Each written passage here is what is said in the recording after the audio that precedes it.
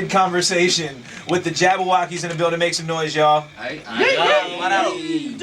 Little delayed, but but yes, the Jabbawockeez are in the building as they are on tour with Bruno Mars, who steps on stage at Golden One Center tomorrow. So we're gonna have a good chat with them because again, there is an elephant in the room that must be discussed tonight, and we will get there. I promise you that much. All right. But we are gonna close down the 9 o'clock news. Yo, I don't know if you can hear this, Phil. Oh, yeah, I can hear that thing. That's for you, player. Yo, just for Phil, we're gonna have to play the Sacramento version of that. We gotta do it. So we're just gonna put that out there like that. But the Jabbawockeez are in the building, and we are gonna take this quick commercial break. Come back with a little more to say. That's right, the Jabbawockeez are in the building right now. Yo, it's hella dope that you got to do the soft spoken. We're the Jabbawockeez. But yo, the Jabbawockeez are in the building, of course, on tour with Bruno Mars, stepping on stage at Golden One Center tomorrow night.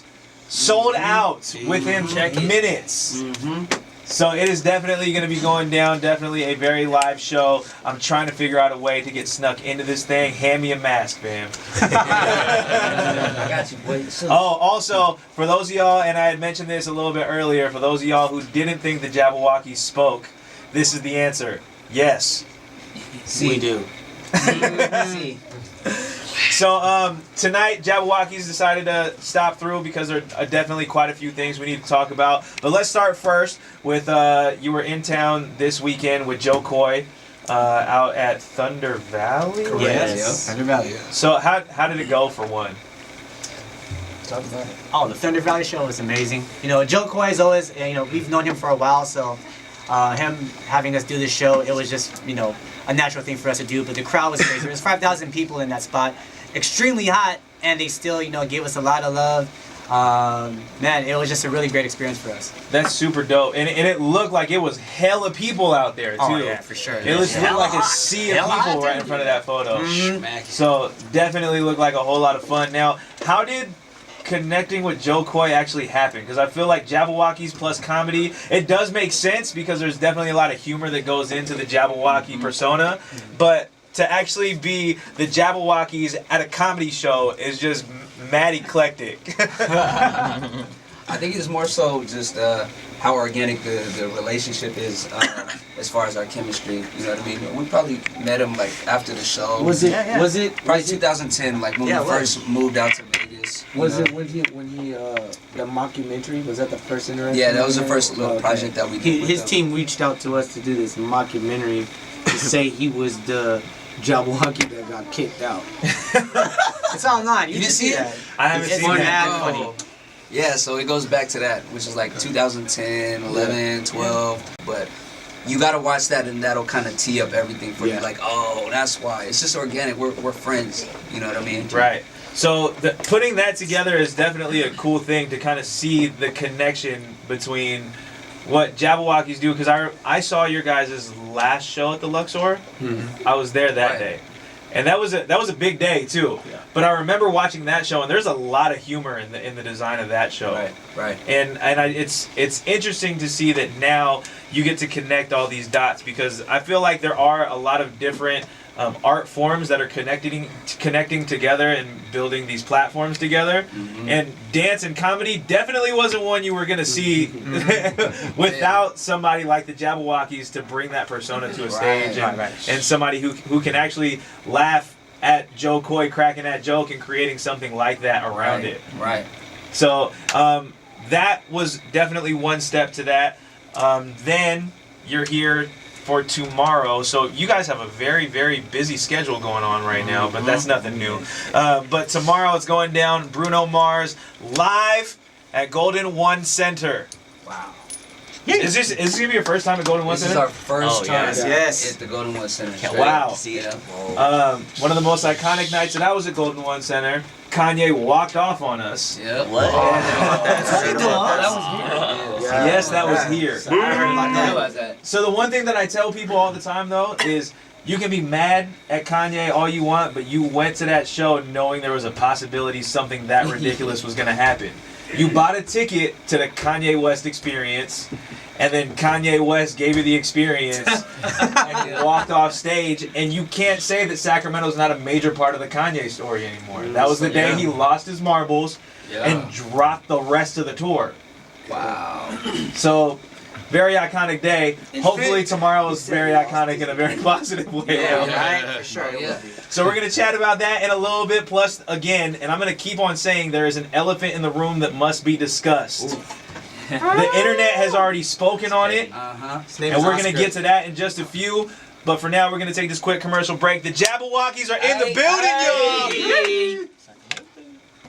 Yo, Laguna Creek is actually part of my neighborhoods. Growing up, I was Elk Grove / Greenhaven because my parents were divorced and I kind of like split back and forth all the time. Use that to my advantage, like I could. Yo, sorry, I left my book in my mom's crib. With the teacher that says, okay, for sure, we're gonna give you 2 books. But look, so speaking on the past like that. Welcome back to Sacramento. Appreciate you. Thank you. The last time you were here, we were the city of trees. And yesterday, Phil stepped back into Sac with the scenery, the greenery, and the yada-da-meanery. But it's no longer the city of treery because that whole thing got switched up while you were gone, man. It was hot too. It was hot when we found out, bro. Yo, it was crazy.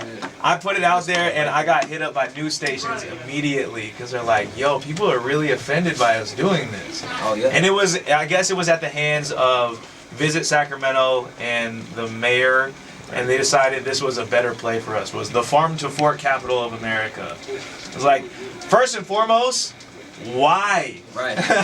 Start there. What was the point of that? 2, what does that mean? And how did you decide that we were the capital of America of that? We are definitely a city that has been proven to have the most, it was like the most types of trees or something like that, next to somewhere in France. Oh, yes. We're second to France, somewhere in France. Wow. So, not those kind of trees. and that.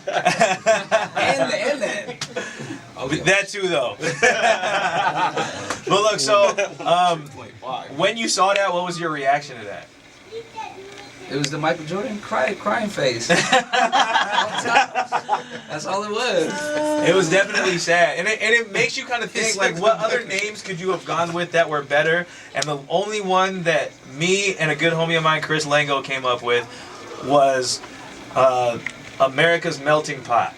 That's Sacramento, America's melting pot. And I'll tell you this, for somebody like P back there who wants it to be about the treery, the word pot's in it, so we got that covered too. But it wasn't a part of where I was going with that. So the melting pot, representing the fact that Time Magazine said that Sacramento is is the most diverse city in America. That's true. And on top of that, it's a melting pot. You still have the farm to fork thing in there. Let's get that up there, man. Have you seen the water tower since it got done?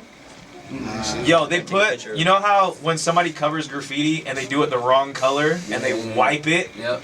There's a block right under where the new type is. Like the new whiteout, like it's kind of like a tape, like whiteout. It's a completely different kind of silver on there, bro. It's like all old and dingy to all gloss. Only on that block though. They couldn't even repaint the whole thing. So that's what I'm saying. So underneath it still says City of Trees. Yeah. There you go. We'll be back. We'll be right back. To be continued. Somebody just gotta get up there and clean it. But look, you guys are back in Sacramento. Let's talk about this Bruno Mars thing. Because what did we talk about earlier? It started with Uptown Funk. Yeah. Which major record, numbers in the billions we talked about. Literally in the billions. Literally. What came after that led into what 24 Karat Magic is now? We did Uptown Funk, and then I touched Feel Right with Bruno because he wrote on that thing with Mystical. Right. And then we ended up doing the Super Bowl. Ended up doing the Super Bowl with him. And then what happened after the Super Bowl? Did we do another video?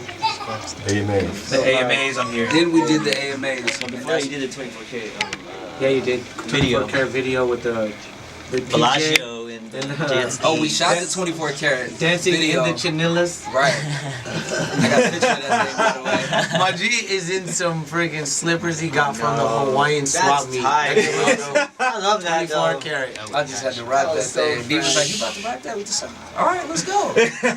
Smack that.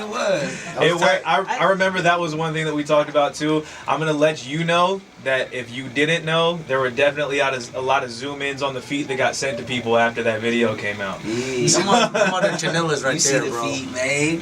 Had to switch it up. So now, yeah, after all that, of course, 24 Karat Magic, and then moving on with now the tour, and this being the big thing, Right. the homecoming thing. Was that exciting to know you were going to do this at home? Oh my goodness. Hey, you know what? Mr. Q there, we was posted with my brother Bruno, and he brought it up. He was like, "Hey, y'all want to open for us?" And I'm like, "Boy, if you don't stop, are you for real?" And he was like, "Just let me know." I'm like, "Man, I'll let you know right now. Let's go." He's like, "What you want to do?" He's like, "Give me Vegas and Sac at least." Made it happen. I'm just like, man. And that's the first 2 dates, right? Yeah.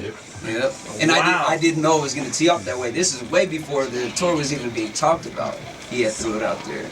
And here we are, like months, maybe a year later, probably a year later. And That is Sac performing insane, yo. And for the first time in Golden One Center. and for the first time. So- And we just flew back, and we just, I got my baby boy. I brought my baby boy. He's the only one from my family that he was born in Vegas. You know what I mean? So we just brought him back to Sac and about to show him what all this is about, bro. So it's a blessing, bro. That's It's so beautiful. dope. That's beautiful. And I think a lot of our conversation about what's coming into Sacramento and what we can do as a whole, between the DJs on the streets, the DJs at the stations, the dance community, the artists out here, what we can do for the city to make it a much bigger movement than this is definitely something that I think tomorrow, and you guys setting it off on stage and getting to say we're doing this for the hometown is going to be a big step in that direction. Oh yeah, It's amazing. it's going down. So again, the Jabbawockeez are in the building. The elephant in the room is next. Stay tuned. Ooh.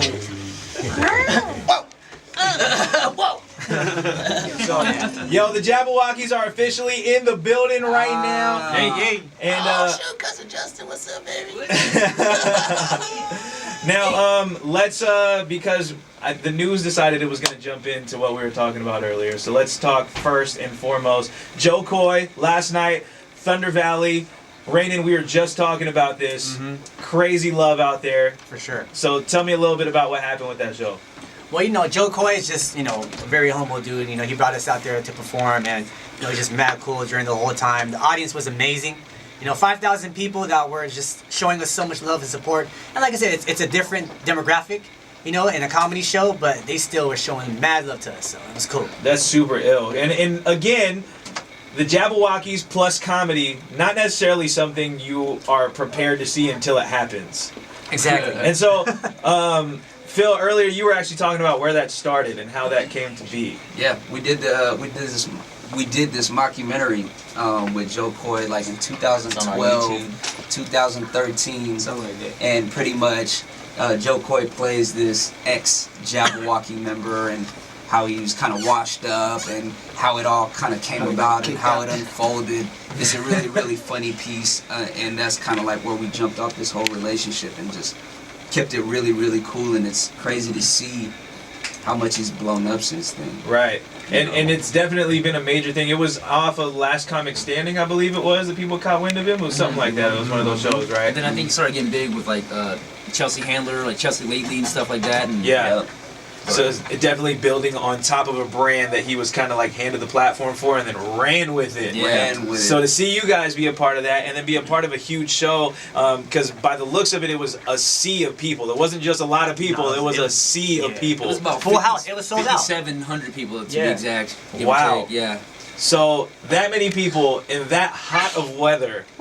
Because Sacramento, I could not be outside yesterday, fam. It was one of those kind hot. of days. No lie, it was Yeah. 103 out there. Yeah, it was 103. Yeah, it was 103. I know 103.5, Yeah, actually. tip rehearsal at that time, and it was already blazing hot. So by the time he got on stage, it was even like way crazier as far as the heat. Right. Everybody had their, their fans, just sweating it up. But we were really excited that they even still showed us that much love. Right. You know, it was cool. And it definitely showed in those photos and videos. You guys document very well, by the way. Oh. Speaking of documenting very well, you guys had that show, the movement that was held down out there, right? Yeah. Let's talk a little bit about that, because it was a cool development to see you guys do something where you brought new talent in. And one of the first things you guys did was tell us who the Three Muskies are. Oh my gosh, that response was just so genuine. You know, I was like, you know, it's one thing where you like, if you don't know, just say you don't know. But somebody try to act like they knew who the Three Muskies were and just was super wrong, and that just made him look really bad. Yeah. Yeah, it wasn't a good look. Just a little scary, cringy moment right there too. A little awkward moment. But yo, so the show itself though was definitely a way to put on a lot of talent and to kind of showcase that there's more talent out there and that you guys have a structure that goes to what goes down. You put people through the process of learning what it is to become a Jabbawockeez, step by step, member by member, whose value kind of creates what becomes what. Right. And that was definitely, I think, something that we get to see you guys do every day when we see what you guys do show-wise, what you do as far as any performance that you've done, any documentation you do, classes, all that kind of stuff. So it was interesting to see that people got to experience that and really put the mask on and understand what that meant. Because the other thing that you guys said was the mask is more than just being a part of the show. Right. It's actually you become a Jabbawockeez when you have that mask on. Right. And so what goes into that for somebody who doesn't know what becoming a Jabbawockeez in the mask is? It's becoming an entertainer. Like, I mean, our whole thing is that we're musical aliens, that, you know, we embody music, and so any sound that we hear, we kind of are able to articulate that through movement. And you know, taking some cues from like Charlie Chaplin and, you know, just silent film, and seeing how you can kind of get the gist of what's going on without a person being able to speak. Right. We kind of took some cues from that, and you know, it's heavily related to music. First and foremost is dancing. First and foremost is the music. So just becoming one with the music, understanding the characteristics of a song, the vibe of a song, being able to tap into that, and then being able to share that through your movement. It is dancing, but you know, we love Bruce Lee, so it's the art of dancing without dancing. It doesn't have to be a dance move, air quotes. It's just movement to music that articulates that honestly. And so I like how you just plugged the name of the show too. It's movement. Movement. Yeah, and that's really what it is. I mean, if you ain't dancing to the music, then you doing something else. Right. You know, if it's not to the beat, then it's something else. And so that's what we really teach is the music. And we come from this I feel like we're the last of the Mohicans of the era that we came up in, and now we're coming to this new generation of dancing. So we're trying to stay relevant by seeing what's hot and what we like to do from back in the day, like, you know, hitting the folks, you know what I'm saying? Yeah. The nay-nay, and I know that's older now, but yeah, we try to stay relevant, and but at the same time represent that golden era of dance that we came from.